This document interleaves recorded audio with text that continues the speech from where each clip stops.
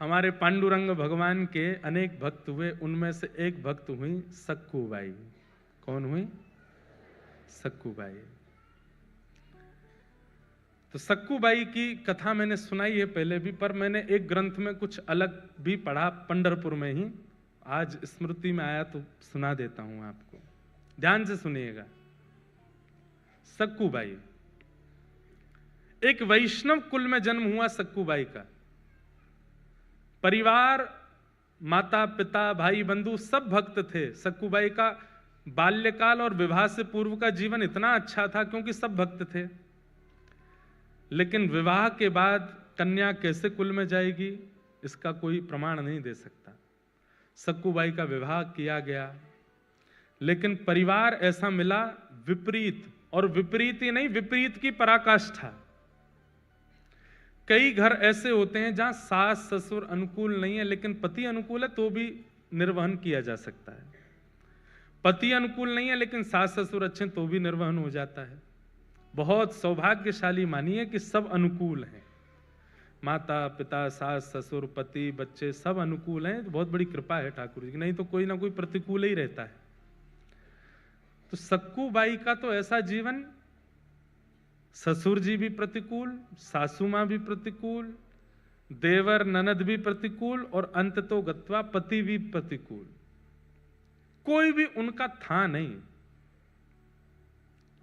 सावधानी से सुनिएगा, प्रतिकूल थे सब। सक्कूबाई घर में आई हैं, ब्याह करके आई। ब्याह करके आते ही पहले दूसरे दिन से ही सास ने डांटना, गाली देना, बुरी तरीके से बात करना, बेवजह बिना किसी अपराध के सक्कूबाई को कष्ट देना प्रारंभ कर दिया। परंतु सक्कूबाई ने विचार किया कि अब ये मेरा परिवार है, अब जैसा भी है मुझे स्वीकार तो करना है। सक्कूबाई निर्वहन कर रही थी वहां पर। एक दिन सक्कूबाई अपने भवन से बाहर जल भरने के लिए सरोवर के पास गईं। तभी जय जय राम कृष्ण हरि, जय जय राम कृष्ण हरि, राम कृष्ण हरि कीर्तन करते हुए वारकरी वारी जा रही थी पंढरपुर। वारी समझते हैं? जाती है ना, आषाढ़ी एकादशी पर वारी जाती है। मुंबई से भी बहुत वैष्णव, वारकरी वैष्णव जाते हैं। क्या अद्भुत नजारा होता है पंढरपुर के मार्गों का, जगह जगह से वारी आती है। एक बात तो माननी पड़ेगी, भारत में सब जगह भक्त हैं, पर महाराष्ट्र जैसे नहीं है। महाराष्ट्र अद्भुत है।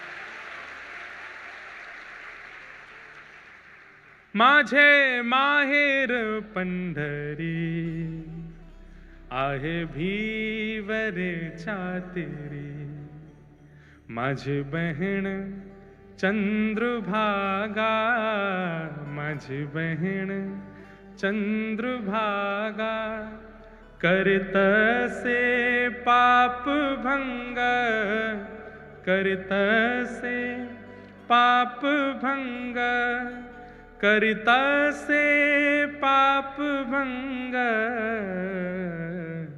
हो माझे माहिर पंढरी, आहे भीवरे चातेरी, एका जनार्दनी शरण, एका जनार्दनी शरण। ये महाराष्ट्र की कृपा है, हम आते रहते हैं तो हमको मराठी अभंग 2-3 याद हो गए हैं, थोड़े थोड़े आते हैं। पहले तो गलती भी होती थी, अब वो भी नहीं होती, अब तो ऐसे याद हो गए हैं, गा देते हैं। तो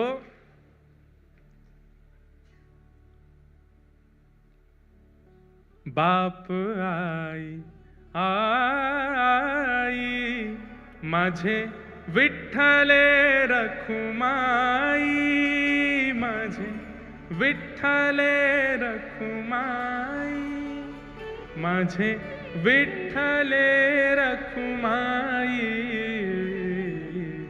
हो माझे माहिर पंढरी, आहे भीवरे चातेरी, आहे भीवरे रे। ऐसे श्री पंडरीनाथ गाते हुए, निमग्न होते हुए, जय जय राम कृष्ण हरि का उद्घोष गरज करते हुए वारकरी जा रहे थे पंढरपुर। और बंधुओं, जब अत्यंत वैष्णव व्यक्ति नाम धुन सुन लेता है ना, तो वो रोक नहीं पाता स्वयं को। जैसे व्यसनी व्यक्ति को व्यसन की वस्तु दिख जाए तो उसकी जीभ में पानी आता, वो भागता है उस व्यसन वस्तु की ओर। ऐसे ही भक्त जो होते हैं नाम के व्यसनी होते हैं, कथा के व्यसनी होते हैं। कथा के व्यसनी हैं आप सब लोग। आज मुझे बता रहे, बोले महाराज जी योगी सभागृह की गिरिराज जी जैसी परिक्रमा लग रही है, यूं लाइन, ऐसे लाइन, इतनी लंबी लाइन, उधर से लाइन। मेरे को लाके वीडियो दिखाया, मैं खुद मैंने कि यार ऐसी वाली फीलिंग आ जाती कि हम कुछ हैं क्या। इतने लोग, लेकिन भगवान करे ये भाव कभी आवे ही नहीं, और आप ऐसे ही लंबी लंबी लाइन लगा के आते रहो, कथा सुनते रहो, जहां जगह मिले बैठ जाओ, बस सुनो। तो क्या बता रहा था मैं? तो व्यसनी होते हैं वैष्णव, कथा सुनने के व्यसनी होते हैं, नाम सुनने के व्यसनी होते हैं। सक्कू बाई तो स्वयं को रोक नहीं पाई, उठ करके नृत्य करना चाहती थी, लेकिन अड़ोस पड़ोस की माताएं भी थी साथ में, तो रुक गई, बस देखती रही। नेत्रों से अश्रु गिर रहे हैं, मुख पर प्रसन्नता है, मन ही मन नृत्य कर रही है, कुछ नहीं कर सकती। जैसे ही वे वारकरी वारी लेकर के पंढरपुर की ओर बढ़े, उनकी रज उठा करके अपने माथे से लगाने लगी। आपको प्रणाम करती हूं, वंदन करती हूं कि आप लोग पंढरपुर जा रहे हैं, कितने भाग्यशाली हैं आप लोग। मैं तो नहीं जा सकती, मेरे ऊपर तो कृपा नहीं। और इतनी ज्यादा भावुक हो गई कि रोने लगी सक्कू बाई। तभी एक वहां बहन बैठी थी पास में, उसने कहा तू क्यों रोती है, क्या बात है? मुझे पता है तेरे घर से आवाजें आती हैं, तुझे मारते हैं पीटते हैं तेरे घर के सब लोग, मैंने देखा है, बहुत बहुत विचलित हैं, बहुत विचित्र हैं सब लोग। इधर देखो, ध्यान से सुनो, क्या बात है? बोले कुछ नहीं, बस पंढरपुर जाने का मन हो रहा है, पंडरीनाथ विठोबा को देखने का मन हो रहा है। इन सबको देख के इनकी भाग्य की सराहना कर रही हूं कि कितने भाग्यशाली, जाएंगे पंढरपुर में, दर्शन करेंगे, कीर्तन करेंगे, गरज करेंगे, प्रसाद पाएंगे। मैं कहां, यहीं पिटती रहूंगी घर में, कुछ नहीं कर सकती।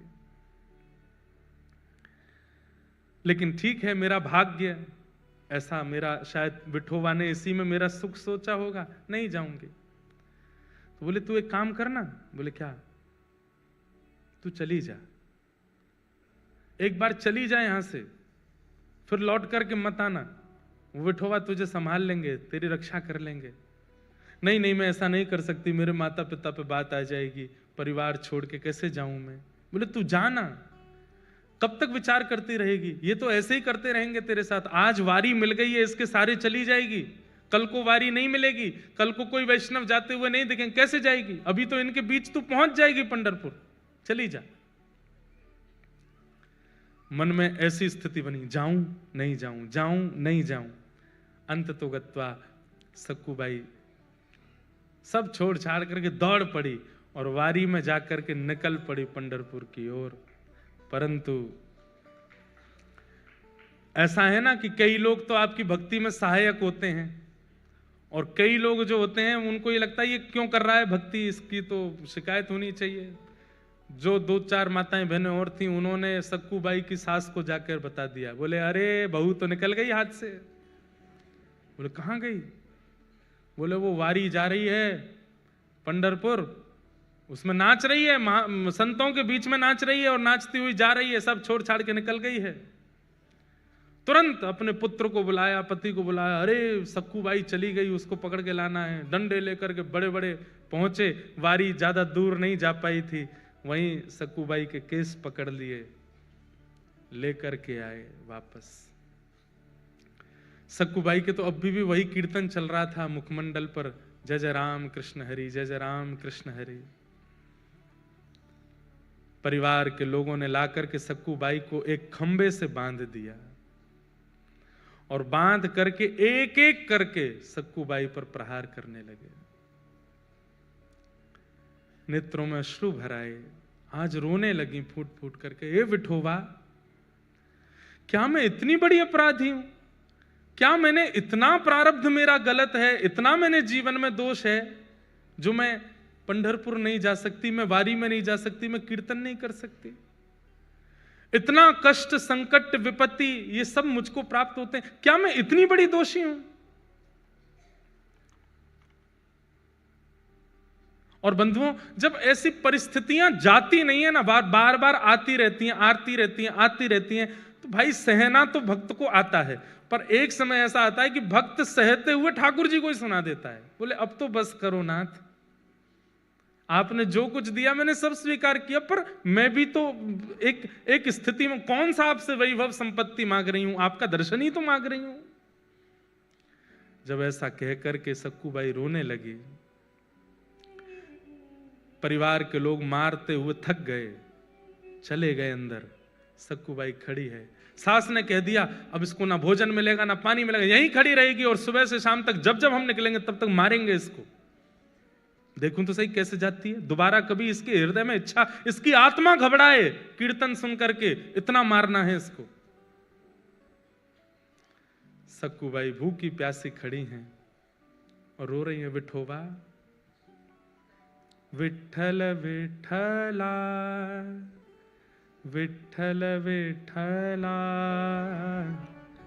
विठ्ठल विठ्ठल विठ्ठल विठ्ठल विठ्ठल विठ्ठला, विठ्ठल विठ्ठला, विठ्ठल विठ्ठला, विठ्ठल विठ्ठल विठ्ठल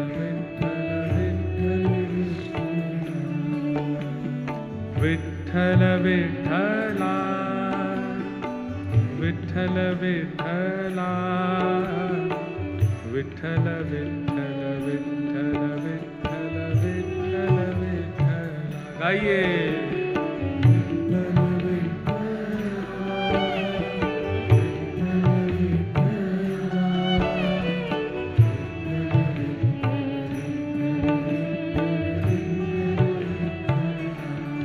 सक्कूबाई गा रही है और इतने में ही एक गांव की ही, जो जैसे नवारी साड़ी पहनते हैं ना यहाँ महाराष्ट्र में, लांग लगा करके माताएं ऐसे तैयार होती हैं, गजरा वजरा पहन करके, बिल्कुल ऐसी नवारी साड़ी पहन करके सांवली सी एक सखी, स्वयं पंडरीनाथ भगवान एक सखी बन करके आए और आकर के सक्कूबाई के पास खड़े हो गए, नेत्र बंद करके अश्रु प्रवाह करती हुई गा रही है। तभी आकर के जैसे ही पंडरीनाथ भगवान ने स्पर्श किया, एक सखी के रूप में आए थे, नेत्र खुले, नेत्र खोल करके देखा, अरे क्यों रोती है, क्या बात है? पंढरपुर जाना है, पंडरीनाथ को देखना है, बस वही इच्छा है। तुरंत रस्सी खोलने लगे ठाकुर जी, बोले मत करो, मेरी सास बहुत मारेगी। बोले तू चिंता मत कर, सुन, यहां से पंढरपुर जाने में 1 रात का समय लगेगा, तू चली जा, जाकर के दर्शन कर और दर्शन करके कल रात्रि तक वापस आ जाना, तब तक मैं तेरी जगह खड़ी हो जाती हूं, तू मुझे बांध जा यहां पर, मैं यहां खड़ी रहूंगी। अरे तुम क्यों पीड़ा सहोगी, तुम्हारा तो कोई अपराध नहीं। बोले अपराध तो तेरा भी नहीं है, बदले में मुझे कुछ चाहिए, वो दे देगी। बोले क्या, पूरन पोली बना के खिला दियो मुझे। सक्कूबाई बोली वो तो तुम खुद भी बना सकती हो। नहीं, मैंने सुना तू बहुत अच्छा बनाती, तेरे हाथ का पाऊंगी।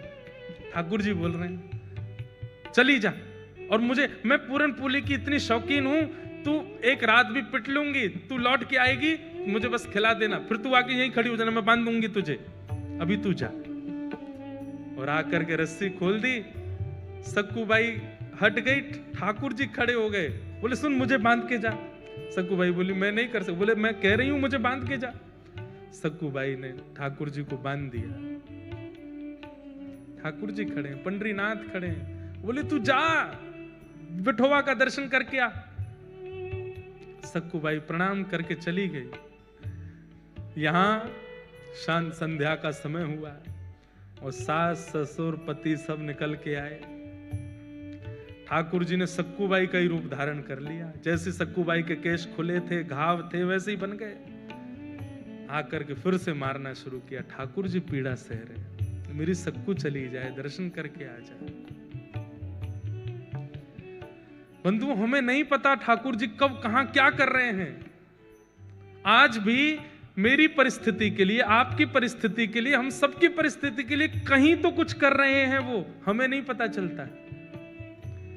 कथा सुनना इतने भयंकर कलिकाल में, माया नगरी मुंबई में आसान है। यहां समय भी रोकता है, यहां परिस्थिति भी रोकती है, यहां के लोग भी रोकते हैं कथा सुनने से, फिर भी आप आ रहे हैं। ये विट्ठल कर रहे हैं तभी आप आ रहे हैं। आपको रोकने वाले, आपको टोकने वाले, आपकी परिस्थितियों को किसी भी प्रकार से करने वाले उन लोगों को लेट कर देते होंगे, उनको कैसे भी करके उनका फोन इंगेज जा रहा होगा, आपसे बात नहीं हो पा रही होगी, कुछ भी करके ठाकुर जी ऐसी परिस्थिति बनाते कि तू जा कथा सुन, ताकि तेरी भक्ति में और वर्धन हो जाए।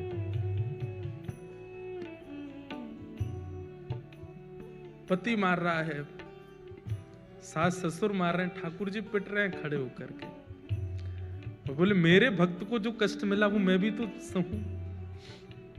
अनुब्रजाम में हम नित्यम पूये ये तन्य रेणु भी।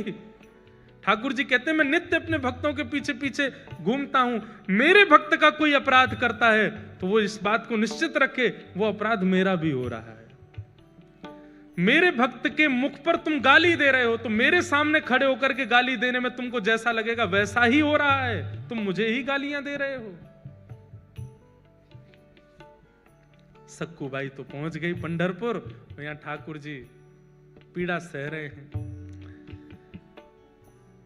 सुबह का समय हुआ, रात निकल गई, ठाकुर जी खड़े रहे भूखे प्यासे। पति आता था रोज रस्सी देखने के लिए, ढीली तो नहीं हो गई, और जैसे ही सक्कूबाई की रस्सी पेट के पास से पकड़ करके देखी ढीली तो नहीं है, जैसे ही हाथ लगाया तो ठाकुर जी के अंग का स्पर्श जैसे ही पति को हुआ, उसके चित्त में दया का संचार होने लगा, दया की भावना आने लगी। बंधुओं, जब कभी भी इस संसार में दुनिया निर्दयी हो गई हो लेकिन आपके चित्त में तब भी दया आई हो, तो ये बात याद रखना, ठाकुर जी ने छुआ है आपको, इसीलिए दया आ रही है, इसीलिए प्रेम आ रहा है। ये दया की भावना, ये प्रेम की भावना, ये सरल स्वभावना, ये आपका नहीं है। आप सब तो राक्षस हैं। हमारे अंदर ये सहज स्वभाव का प्रादुर्भाव ठाकुर जी के स्पर्श से होता है। जब जब दया आवे, जब जब किसी के ऊपर करुणा आवे, किसी के ऊपर दया आवे, किसी की सरलता, किसी के प्रति दीन भाव आवे, समझना ठाकुर जी ने छुआ है।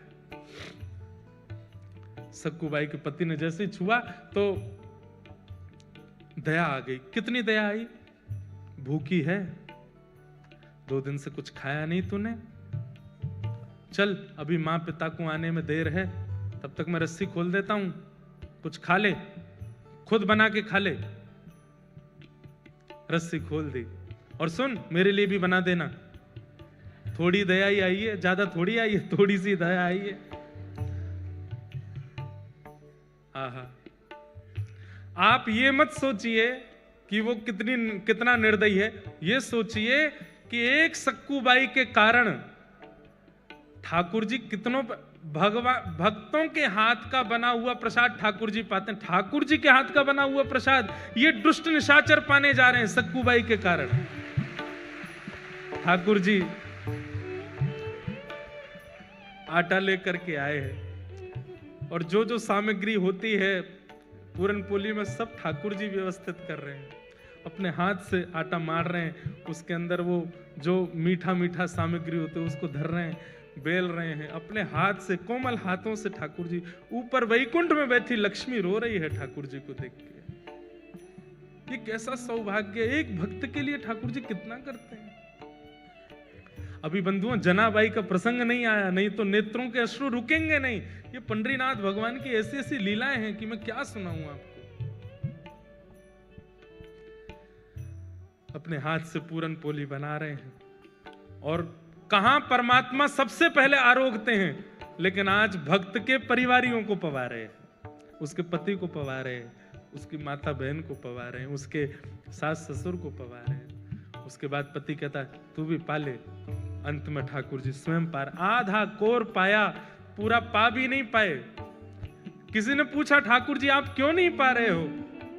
अपने हाथ का बनाया आज तक नहीं पाया, सदा भक्तों के हाथ का ही पाया है, स्वाद नहीं आ रहा है।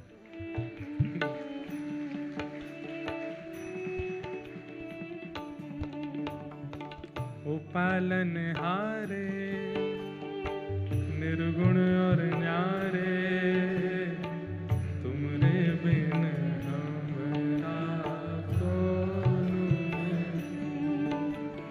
ओ पालन हारे निर्गुण और न्यारे, तुमरे बिन हमरा कौन। भैया देखो, बंबई की हर तरीके से वैष्णव लोग बात कहते हैं, माया नगरी कहते हैं, कभी कभी यहाँ के इंडस्ट्री को कुछ कह भी देते हैं, ऐसी पिक्चर बनाते हैं, ये करते हैं। पर इस बंबई नगरी ने कुछ आधुनिक ऐसे कीर्तन भजन भी दिए जिसके लिए धन्यवाद भी कहते हैं। यहाँ की नगरी और यहाँ की इंडस्ट्री ने ऐसे ऐसे भाव भी दिए हैं जो कथा में गाने लायक भी हैं। हमरी उलझन सुलझाओ भगवन, तुमरे बिन हमरा कौन नहीं। हमरी उलझन सुलझाओ भगवन, तुमरे बिन हमरा। पूरन पोली पवादी ठाकुर जी ने स्वयं पाली। पति ने कहा चल आजा, दोबारा खड़ी हो। खड़े हो गए ठाकुर जी, फिर से बांध दिया, फिर से मारना शुरू किया। वहां सक्कूबाई पहुंची है पंढरपुर, और पंढरपुर पहुंचते ही जैसे विठोवा को देखा है, कमर पर हाथ रख के सुंदर ते ध्यान उभे विटेवरी। आहा, ऐसा सुंदर जिनका ध्यान है, उनका प्रत्यक्ष दर्शन करके सक्कूबाई तो मंत्रमुग्ध हो गई। ठाकुर जी के चरणों को स्पर्श करके, हृदय से लगा करके, दर्शन करके इतनी आनंदित हो गई। अब जैसे ही बाहर निकलने लगी, सक्कूबाई तो भूल गई कि मेरा परिवार है, मेरा घर है, मेरा पति है, मेरी सास है, कौन, सब भूल गई। कुछ स्मृति नहीं थी, बस ये लग रहा है कि मैं दूर नहीं जा सकती, मैं आपसे दूर नहीं हो सकती नाथ। ज्यों ज्यों पग बाहर कर रही है घर से, मंदिर से, त्यों त्यों सक्कूबाई के ऐसा लग रहा है कि मैं कैसे रहूंगी। ये विठोबा जैसे दिखने बंद होंगे, मेरी श्वास निकल ना जाए, मेरे प्राण ना चले जाएं। और वही हुआ।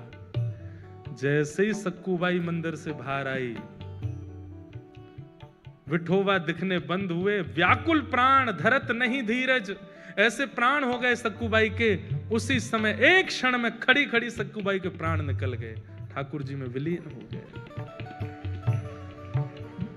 वही वारकरी वैष्णव जो वारी लेकर के सक्कूबाई के गांव से निकले थे, वो सब वहां कीर्तन कर रहे थे। तभी देखा कि कोई माता मूर्छित हो गई। दौड़ करके सबने जाकर के देखा, श्वास देखी चल नहीं रही है, नब्ज देखी चल नहीं रही है। वैद्य आए, वैद्यों ने मृतक घोषित कर दिया। वारकरी वालों में से एक बोला, अरे ये तो वो सक्कूबाई है, इसके गांव से ही तो हम लोग निकले थे, जो हमारी वारी में थोड़ी दूर चली, फिर सास ससुर पकड़ के ले गए थे, मारा पीटा, ये वही तो है। सब ने मंत्रणा की, बोले कितनी सौभाग्यशाली, ठाकुर जी को देखते देखते प्राण चले गए। अब इसका शव वापस इसके घर पहुंचाना नहीं है, यही संस्कार कर दो इसका। हम लोग करेंगे, हम वैष्णव संस्कार करेंगे। और चंद्रभागा के तट पर जाकर के सक्कूबाई का संस्कार कर दिया वैष्णवों ने। वहां ठाकुर जी बंधे हैं सक्कूबाई बन करके। ठाकुर जी कह रहे हैं, वारी सक्कू तू तो गई, मैं यही खड़ा रह गया। अरे सक्कू ये क्या करके गई?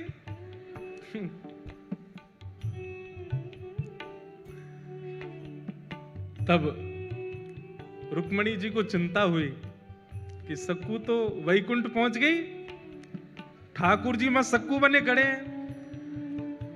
तब ठाकुर जी से कहा, नाथ ये मैं बहुत सह रही हूं, आप इतना कुछ वहां सह रहे हैं, मैं देख के मेरे को व्याकुलता हो रही है, अब नहीं होगा ये काम, अब कुछ करिए। बोले क्या करूं, सक्कू तो गई।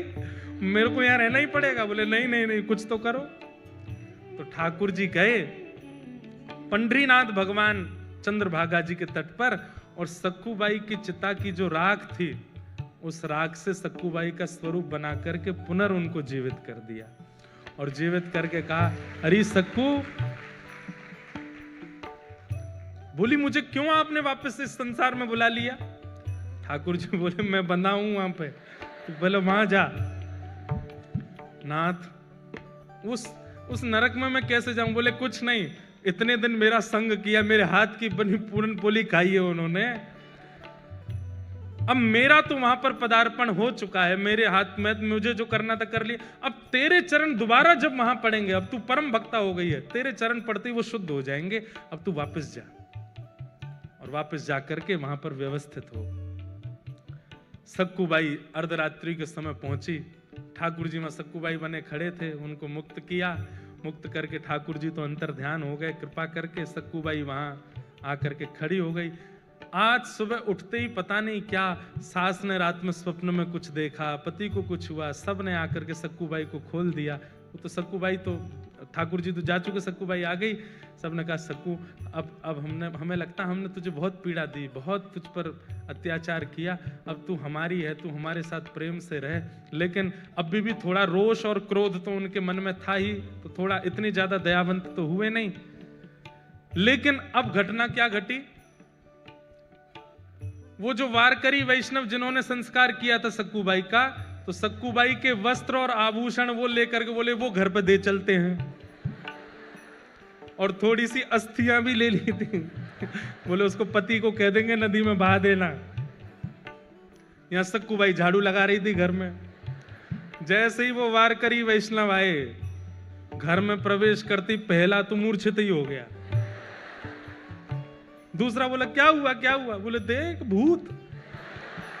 भीतर देखा तो सक्कूबाई झाड़ू लगा रही है। इतने में सास ससुर सब आए। बोले अरे इतने सारे ये वारकरी यहां कैसे? बोले हमें समझ नहीं आ रहा ये हुआ क्या है। बोले क्यों? तो वस्त्र दिखाए तो सक्कू के वस्त्र, वही वस्त्र वही आभूषण वो जो पहनती थी वो सब कुछ था। और बोले ये क्या है? बोले मटके में अस्थियां हैं। बोले किसकी? बोले इनकी। सब अस्त व्यस्त हो गए। तो फिर सक्कूबाई ने पूरी कहानी बताई। बोले कि मैं तो यहां थी नहीं, मैं तो पंढरपुर में थी, ठाकुर जी का दर्शन करने के लिए गई थी, वहीं मेरे प्राण चले गए, तो आप सबने मेरा संस्कार कर दिया, तो फिर तुम दोबारा जीवित कैसे हुई? बोले कि मैं गई पंढरपुर और मेरे पीछे से पूछो ये लोग क्या कर रहे थे। बोले आप लोग क्या? बोले हम तो सक्कू को रोज मारते थे, उससे पूरन पोली बनवाते थे। बोले सक्कू तो पंढरपुर में थी, तो यहां किसको मार रहे थे? तब सक्कूबाई के नेत्र सजल हो गए। बोले पंडरीनाथ खड़े थे यहां पर, वही कर रहे थे सब। ये सुनते ही परिवार के लोग तो घुटनों पर बैठ गए, रोने लगे। बोले हमने ठाकुर जी को मारा, हमने ठाकुर जी से पूरन पोली बनवाई, हमने ठाकुर जी से सेवा करवाई। सब देख करके आश्चर्यचकित हो गए। बोले अब क्या करें? बोले बस अब सब छोड़ो, जिन्होंने हमारे लिए इतना कुछ किया, अब उन्हीं के नगर में चलो। और सब छोड़ करके श्री सक्कूबाई अपने पूरे परिवार के सहित पंढरपुर चली गई और श्री पंडरीनाथ भगवान के चरणों में विराजमान होकर के अपना शेष जीवन वहीं व्यतीत कर दिया। तो ये जितने प्रश्न आपके आए हैं, विपरीत हैं, आदि हैं, इसमें एक बात आपने नोट की, आप उनमें भी दोष मत देखो। ये बात करने में बहुत कठिन है, पर अगर कर लोगे तभी तो सक्कू बन पाओगे, तभी तो प्रहलाद बन पाओगे, तभी तो ध्रुव बन पाओगे। नहीं कर पाओगे तो फिर आप रमेश हरेश जो भी हो वो रह जाओगे। ये करना पड़ेगा कि आपको उनमें दोष ना दिखे, आपको उनमें कमियां ना लगे।